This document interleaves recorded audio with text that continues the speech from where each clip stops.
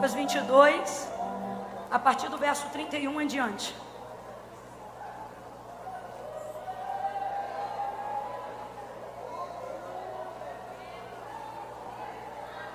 Diz assim o texto: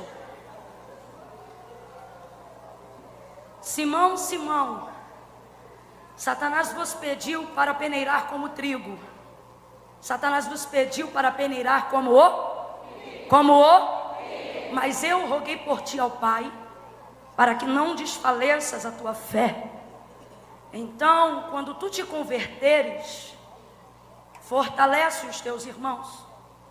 Ao ouvir isso, respondeu-lhe Pedro: Senhor, estou pronto a ir contigo para a prisão e até a morte. Tornou Jesus a dizer: Digo-te, Pedro, que não cantará hoje o galo antes que 3 vezes negues que me conhece. Somente até aqui, diga amém, pela leitura do texto sagrado. Se assente glorificando a Deus.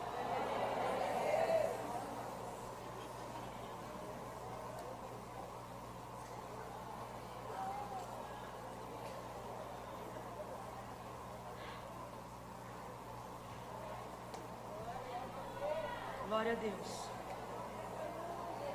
Glória a Deus.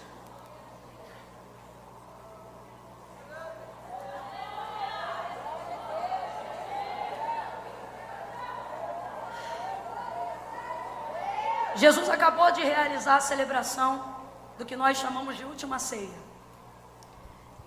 Distribuiu algumas palavras para que houvesse um discernimento, um esclarecimento do que estava acontecendo, porque logo depois do ato de cear, houve uma discussão entre eles para saber quem era o maior.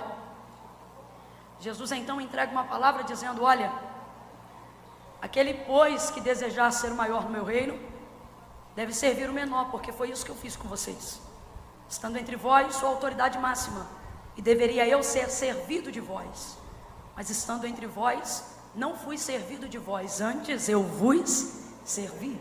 Fazendo alusão ao momento do ritual da lavagem dos pés, quando Jesus colocou a toalha na cintura, se colocou na posição de um servo ou de um escravo da casa, e lavou os pés dos discípulos, dando para eles o entendimento de que Jesus se ausentaria do meio deles. Então eles precisavam gerar crescimento e maturidade para conseguir lidar com tudo aquilo que Jesus ensinou, porém agora, na sua ausência, uma vez que ele morreria.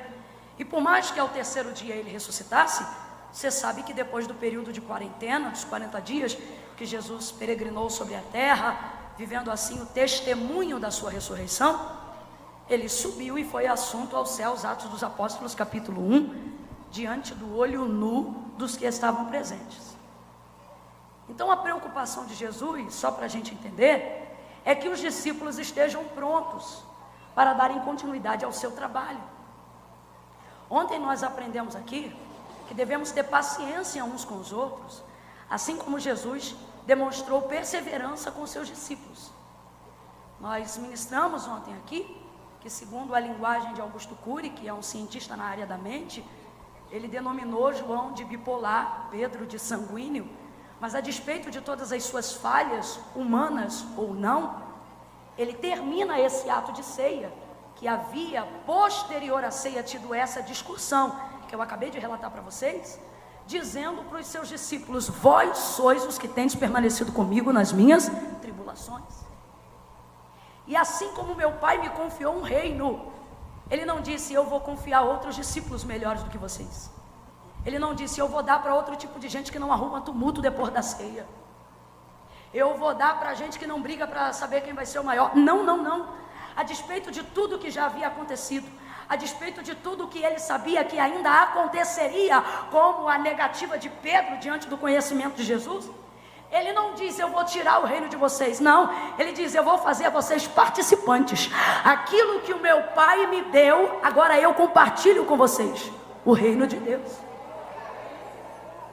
Veja, a paciência de Jesus em compreender que quem está crescendo ainda não está pronto, porém isso não limita a capacidade do seu crescimento.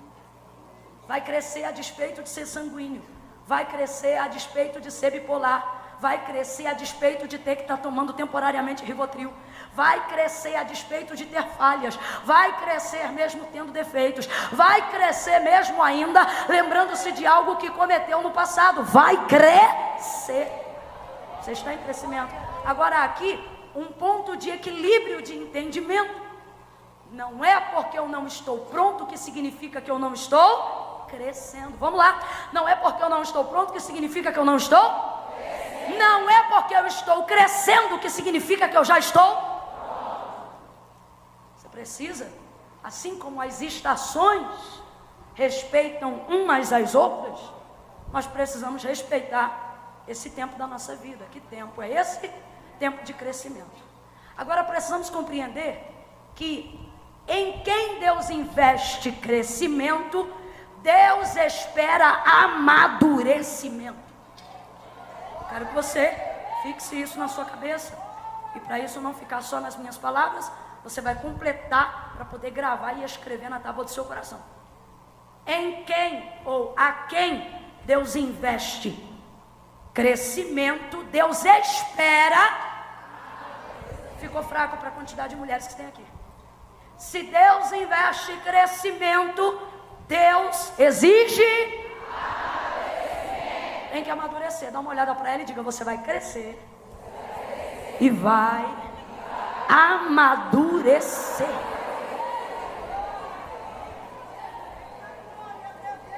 Você precisa entender que crescimento na Bíblia, ou ponto máximo de fase adulta na Bíblia, não é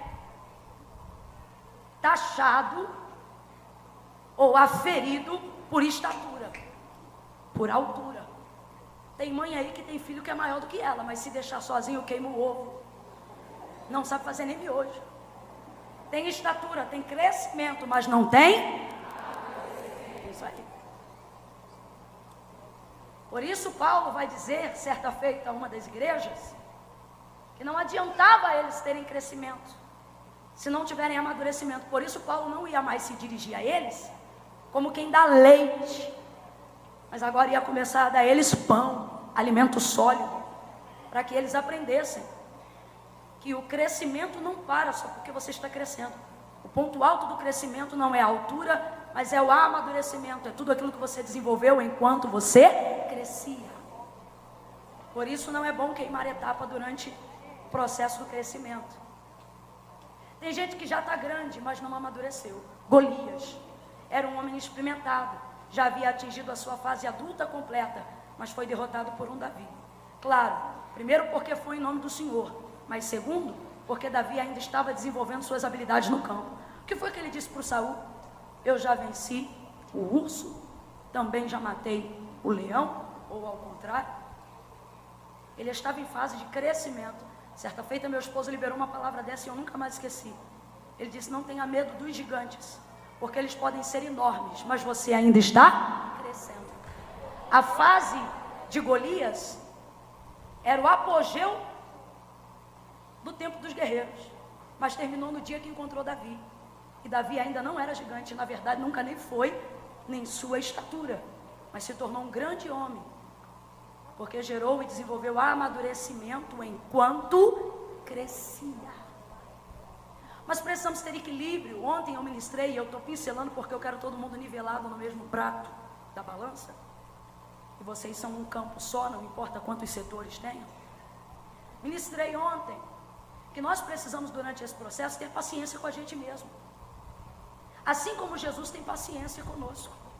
Não nos rejeitou pela maneira como nós estivéssemos outrora ou estamos agora, mas mesmo assim nos confiou o reino.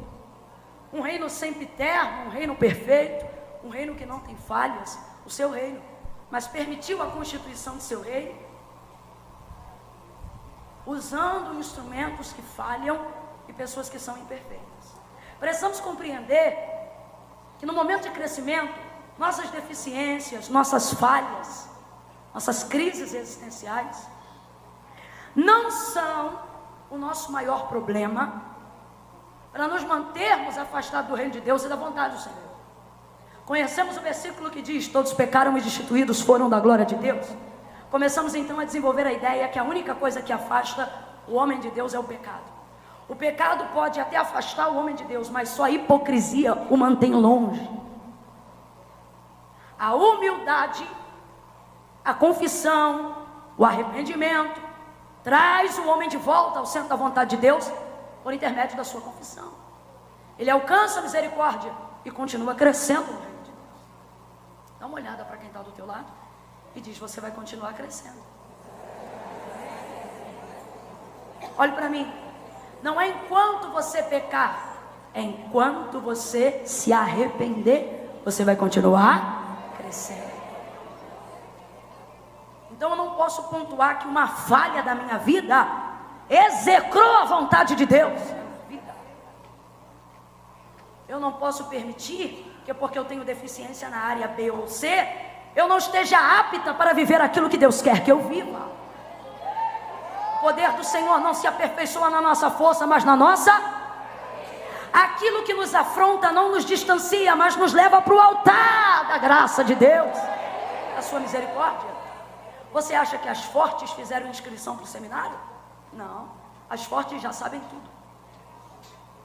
As fortes já estão prontas e não precisam aprender mais nada. Estão aqui as que reconhecem que ainda precisam aprimorar os seus conhecimentos, corrigir as suas falhas, potencializar a sua capacidade. Compreendendo isso, Jesus os ensina e os adverte e dá para nós essa lição. Ele tem paciência conosco a despeito de como nós estamos, e isso nos obriga a ter paciência com quem ainda está em crescimento. Ah, fulano é chata, mas está crescendo igual você. Ah, mas a outra tem a língua afiada, mas ainda está. Você precisa ter paciência com quem está. Tem uma fase da criança, e quem já foi e tem memória infantil lembra disso, e quem tem filho ou filha sabe o que eu vou dizer agora. É a fase que a criança não tem idade mais para ser um bebezinho, e também não tem ainda idade para tomar conta de sua própria vida. Então, vez ou outra, ela lidar com uma mãe que olha para ela e diz: para de graça que você não é mais criança. Uma mãe assim, bem tranquilinha, igual a minha foi. Para, tá chorando por quê? A mãe, fala igual menino direito. Ainda mais se tiver irmão mais novo, quer voltar a falar igual criança, né? Aí, toma uma bronca da mãe e do pai. Faz assim, faz assado, para de falar igual bebê. Mãe, bate o feijão para mim. Não vou bater, vai comer caroço. Tem mãe aí que quer dar trabalho para a esposa, aí tá lá marmanjo. Eu não como caroço. Minha mãe só me dava o caldinho. Vigia. Aí a gente diz: você já é grande. Não é assim? Daqui a pouco ele diz assim: mãe, posso dormir na casa do fulano? Não! Mas todo mundo vai, e aí toda mãe já sabe o jargão da mãe. Você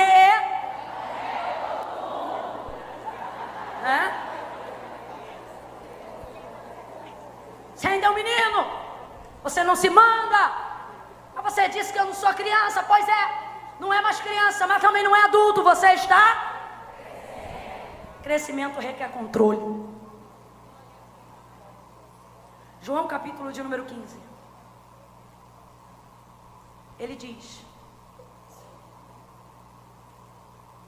meu pai, disse Jesus, é o agricultor. Meu pai é o agricultor. Eu sou a videira, vocês são as varas. Toda vara que em mim dá fruto eu corto, para que dê mais. Traduzindo para essa manhã: toda vara que eu vejo que está crescendo aceleradamente, ou seja, tem projeção de crescimento, eu corto. Grandes ministérios são vividos por intermédio de gente que não se rebelou diante da poda. Tens uma líder severa? Tens um pastor que liga para você porque você não vai ao culto? Agradeça, porque enquanto muitos desfrutam do que chamam de privacidade, você sim está vivendo um nível de controle. E o nível de projeção da sua vida depende o quanto você aguentar viver isso. Tem gente que diz, eu vou embora daqui porque pastor não me manda. Eu vou sair fora daqui porque dirigente do círculo de oração não toma conta de minha vida. Você sabe por que eu estou aqui? Porque eu não saía de casa para poder tirar dias de férias. E olha que eu não mandava no meu nariz, não. Eu já tinha autonomia dos meus pais para poder fazer uma coisa e outra que permitisse. Mas eu ia lá e dizia, pastor, tal dia estava assim, posso ir? Estou liberada. Tem crente que tira férias, a gente nem sabe. Vai arrebentar em tudo que é boca do balão aí, vai dar tudo certo. Mas tudo que precisa romper na horizontal precisa de autorização vertical. Não despreze o controle que Deus entrega na mão de líderes. Olha o que, Camila, mas fulano vai me controlar, irmão, não é a vida toda. Mas olha o que Jesus está dizendo. Quando eu vejo que está dando fruto, eu vou lá e... Para quê? Para acabar com os frutos? Não, para que dê mais fruto. Mais fruto. Mais fruto. Quem quer viver maturidade de crescimento precisa submeter-se à autoridade que a videira constituiu.